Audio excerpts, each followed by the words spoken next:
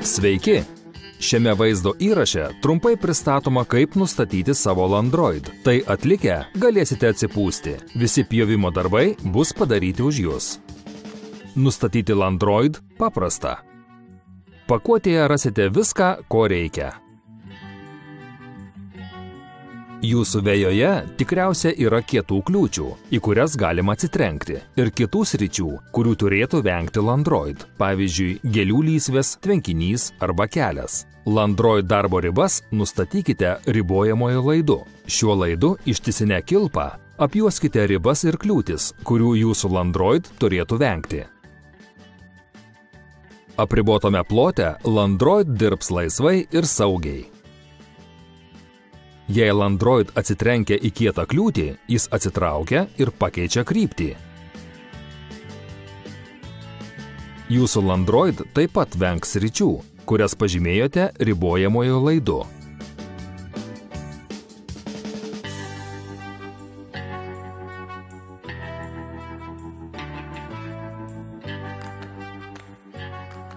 Įsivaizduokite, kad tai jūsų veja. Šiais kūgiais apibrėžiamos jos ribos. Tai gali būti gyvatvorė, kelias, siena, tvora ir taip toliau.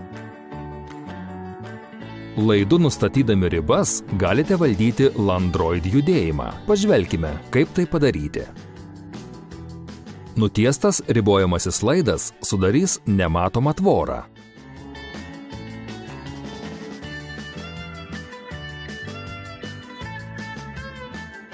Ribojamasis laidas ne tik nustato pjovimo plotą, bet ir nukreipia jūsų Landroid į krovimo bazę.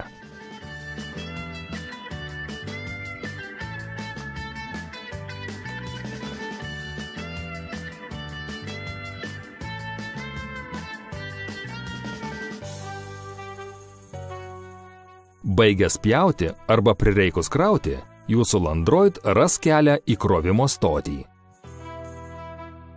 Pirmiausia, turite pastatyti krovimo stotį. Kadangi bazinę stotį turėsite jungti į elektros lizdą, pastatykite ją palei išorinę ribą, plokščioje, lygioje ir patogioje vietoje.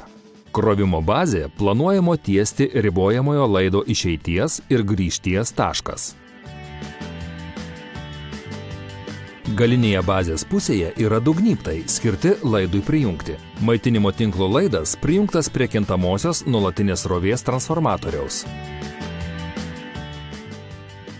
Viena krovimo stoties pusė yra atvira, kad Landroid galėtų pasiekti krovimo taškus.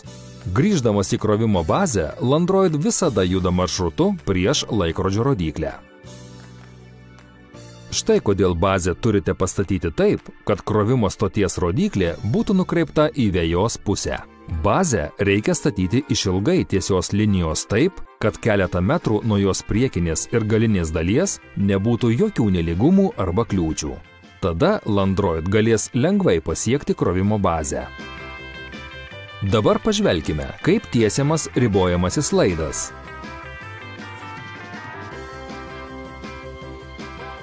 Pradėsime nuo krovimo stoties.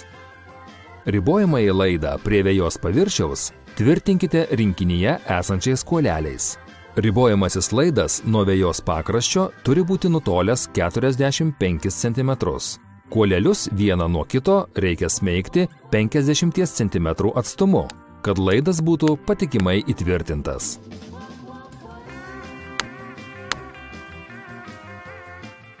Bėgant laikui, laido nebesimatys, jį uždengs auganti žolė ir dirvožemis. Staigius posūkius paverskite tolygiais vingiais.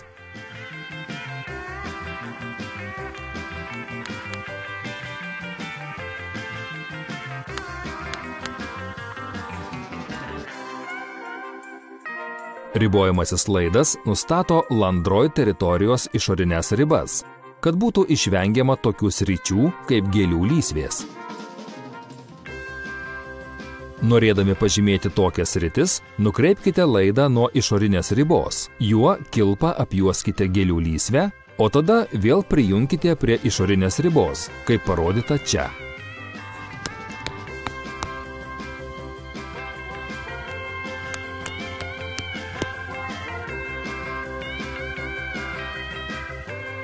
Laikykite laidus vieną šalia kito, kai jie eina nuo išorinės ribos ir atgal.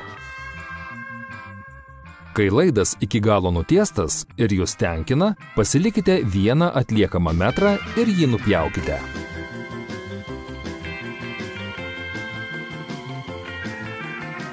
Dabar, naudodami pateiktas vinis, pastatykite krovimo bazę nuolatinėje padėtyje.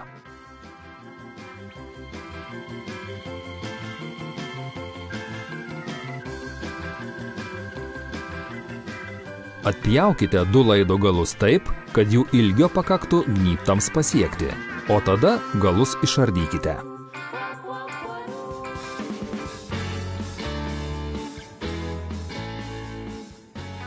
Iš galinės bazės pusės išeinantį galą prijunkite prie raudonojo gnybto. Po baze esantį laido galą prijunkite prie juodojo gnybto. Dabar galite įkišti maitinimo laidą į lizdą. Šio maitinimo laido ilgis 20 metrų. Atkreipkite dėmesį, kad ribojamojo laidu teka itin silpnos įtampos elektros srovė, todėl ir jūs, ir jūsų augintiniai bus visiškai saugūs. Pažymėjus Landroid teritoriją ir paruošus krovimo stotį, belieka užprogramuoti darbą. Užtruksite dar keletą minučių, tačiau tai daryti verta. Po šio etapo vejos patys galėsite nepjauti niekada. Žiūrėkite pakuotėje pateikiamą trumpąjį programavimo vadovą. Šį vadovą laikykite saugioje vietoje, kad juo galėtumėte pasiremti ateityje. Su Landroid visada būsite padėties šeimininkas. Jis nuolat kruopščiai prižiūrės jūsų žolę. Dėl dažno pjovimo žolė bus tokia trumpa, kad jos niekada nereikės grėbti. Jūsų Landroid dirba itin tyliai. Taip tyliai, kad jį netgi galima užprogramuoti dirbti naktį.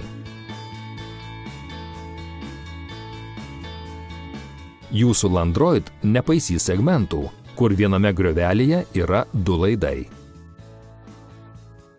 Lyjant, Landroid automatiškai nustos pjauti ir grįš į krovimo vietą. Tačiau ne dėl to, kad bijo lietaus, o todėl, kad šlapios žolės pjovimas nėra efektyvus.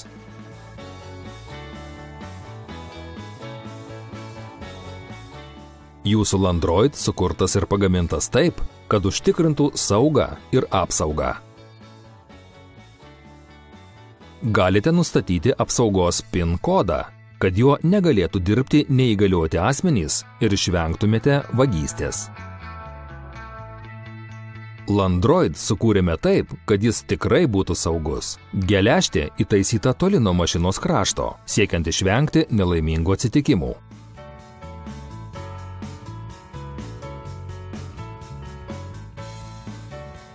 Be to, įtaisyti kėlimo jutikliai, kurie iš karto sustabdo geležtę, jei kas nors mėgina mašiną pakelti.